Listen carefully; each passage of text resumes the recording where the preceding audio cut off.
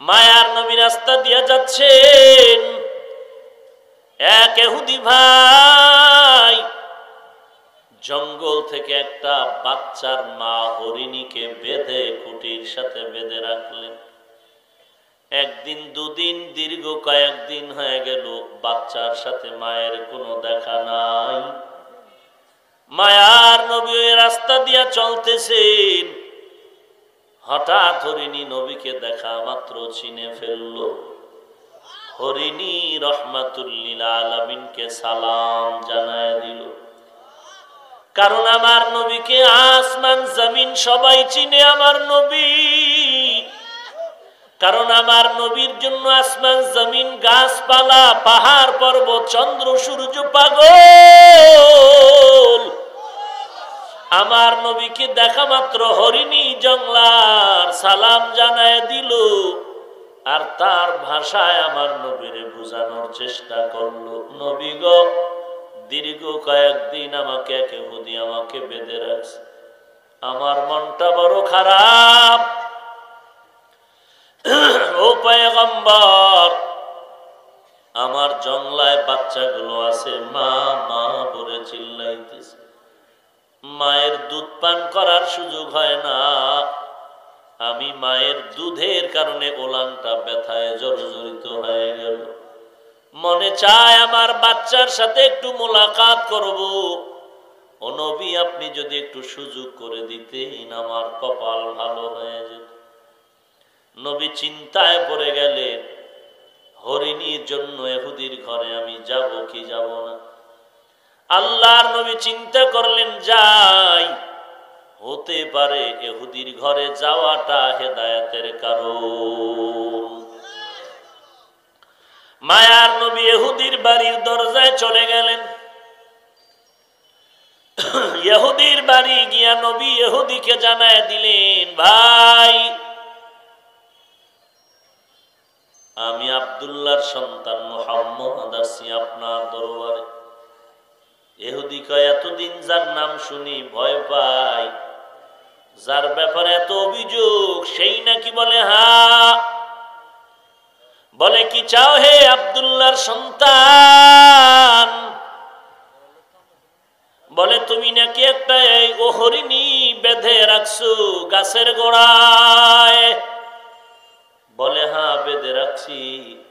বলে ওর জঙ্গলের মধ্যে বাচ্চাগুলো আছে, মা মা বলে চিৎকার দেয়, একটু সুযোগ দাও, বাচ্চাগুলোরে দুগ্ধ পান করায় আসবে, যাইয়া তাড়াতাড়ি আবার চলে আসবে। ইহুদি বলে, পাগলের মতো কি বলো, এটা কিভাবে সম্ভব? হরিণী গেলে আবার ফিরে আসবে, এটা কি কথা? মানুষের মতো তোমার কথা শুনে নাকি? মায়ার নবী হৃদয়টারে নরম করে বললেন, ইহুদি ভাই, হরিণীটাকে আমার হাতে দাও, জিম্মাদারি, আমি নবী হয়ে গেলাম। বলে আমি ওটাকে জবাই করব। বলে জবাই করবা ভিন্ন কথা, তবে বাচ্চাগুলো এখনো যেহেতু করো না, একটু দুধ পান করানোর ব্যবস্থা করে দাও। যদি দেখো সময় মতো হরিণীটা না আসে, আমি গাছের গোড়ায় দাঁড়ায় থাকবো, যেই ছুরিটা, যে অস্ত্রটা হরিণীর গলায় তুমি লাগাইতা, ওই ছুরিটা হরিণ না আসলে আমার গলায় লাগায় দিও। ইহুদি চিল্লায়া খুশি। আব্দুল্লাহর সন্তানের মারার জন্য কত কৌশল অপকৌশল, পারা গেল না। আজকে নিজে আমাদের হাতে ধরা খেয়ে গেল। চলো, নিশ্চিত হরিণ আসবে না, আজ তোমার গলায় ছুরি লাগবে। আল্লাহ বলেন, আমি যাকে বাঁচায় রাখবো কেউ তারে ধ্বংস করতে পারবে না। ওয়ামাকারু ওয়ামাকারাল্লাহ ওয়ামাকারু ওয়ামাকারাল্লাহ ওয়াল্লাহু খায়রুল মাকিরিন।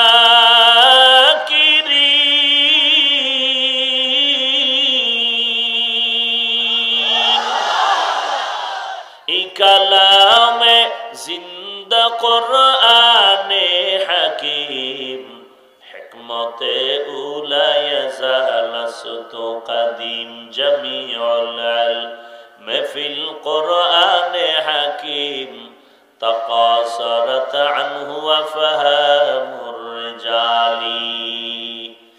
ইহুদি মনের আনন্দে রওনা হয়ে গেল, আজ মুহাম্মদের গর্দান উড়ে যাবে, কারণ হরিণী ফিরে আসবে না। মুহাম্মদের ওয়াদা মতো ধরা খেয়ে গেল।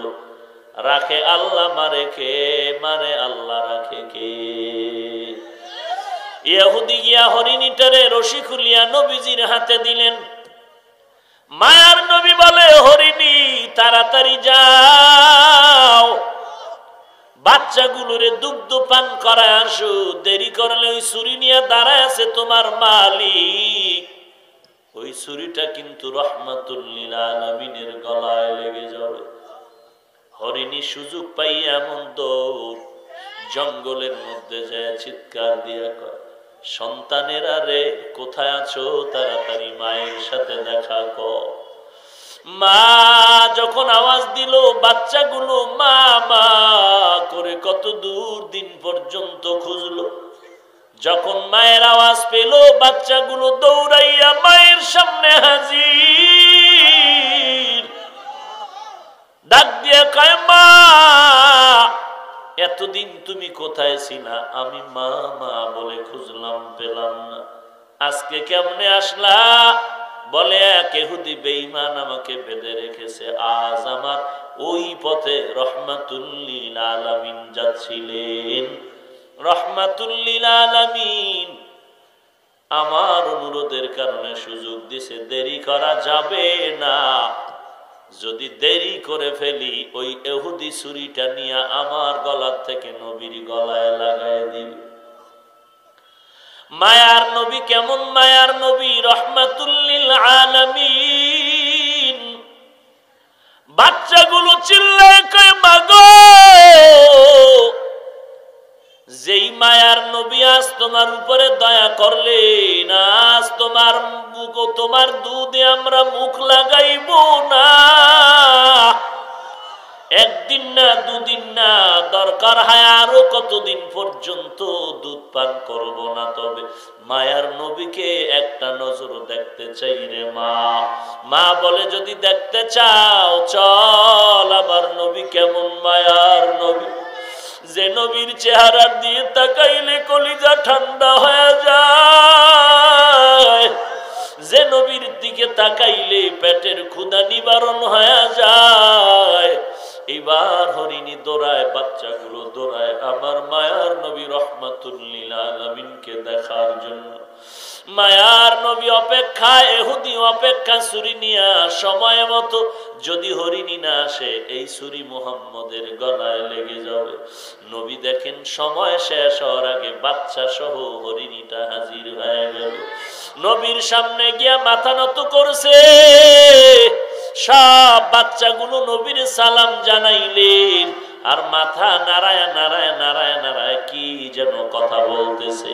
ইহুদি ডাক দিয়া কয়, রে মুহাম্মদ, ওই হরিণীরা মাথা নারায় নারায় যেন কি কয়। মায়ার নবী বলে, তুমি বুঝবা না। বলে, কি বললো হরিণী? মায়ার নবী বলেন, ও ইহুদি ভাই, এই হরিণীটাই বলেছে আমি নবীর মুহাব্বতে ওই বাচ্চাগুলো পাগল, ওই বাচ্চাগুলো দুধ খায় না, আমি নবীকে দেখার জন্য পাগল হয়ে সামনে আগায় গেছে। এই বাচ্চাগুলো আরো যতক্ষণ পারে না খায়া থাকবে, তবে আমি নবীকে না দেখে ওদের মন ঠান্ডা হবে না। ওই বাচ্চাগুলো দুধ পান করে না, আমি নবীকে দেখার জন্য সবাই চলে আসলো। ইহুদি ছুরিটা ফালাইয়া আমার নবীর কদমে গিয়া বলে, পয়গম্বর, আজকে জংলার হরিণী যদি তোমাকে চিনতে পারে, আর আমি মানুষ হইয়া যদি চিনতে না পারি, আমার মতো পোড়া কপাল আর কেউ নাই। মুহাম্মদ আমাকে মাফ করে দাও, যত কথা পেছনে শুনেছি সব শুধু দুশ্মনী আর হিংসা, তুমি মাফ করে দাও আর আমাকে কালেমা পড়ায়া মুসলমান বানায়া দাও।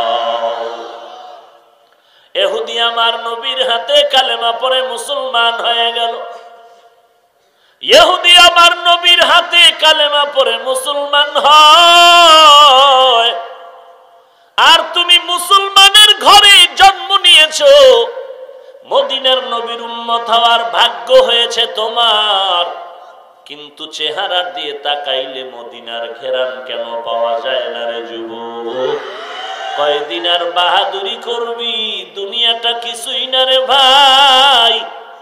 আজকে নবীর আদর্শের টুপি দাড়ি জামার কারণে সম্মান কমে নাই, বরং নবীর আদর্শওয়ালা জমিনের মধ্যে যত সম্মানে আর শান্তিতে আছে, আর কেউ এত সম্মান শান্তিতে নাই। এরে নবীর উম্মতের দল, শয়তানের ধোকায় পড়েছো। মদিনার নবীর আদর্শ দেখে ১৫০০ বছর পর আমেরিকার বৈজ্ঞানিক নীল আর্মস্ট্রং মাইকেল কলিন্স কালেমা পড়ে মুসলমান হয়ে গেল। আল্লাহর নবীর বিদায়ের ১৫০০ বছর পর কত বিধর্মী হিন্দু বৌদ্ধ ইহুদি খ্রিস্টান আমার নবীর আদর্শের পাগল হয়ে কালেমা পড়ে, আর তুমি মুসলমানের ঘরে জন্ম নিয়ে নবীর আদর্শ মতো জীবনটা চালাও না, নবীর তরিকা মতো নামাজ পড়ো না, টুপি পড়ো না। এরে যুবক, কয়দিন আর এই যৌবনের বাহাদুরি করবি? অথচ তোর মতো যুবক স্কুলে পড়ে, কলেজে পড়ে, এক ওয়াক্ত নামাজও বাদ দেয় না, অভাব নাই। আল্লাহ যদি তারে তোর সামনে দাঁড় করায় কিয়ামতের দিন বলে ও পারলো, তুই কেন পারলি না, কি জবাব দিবা?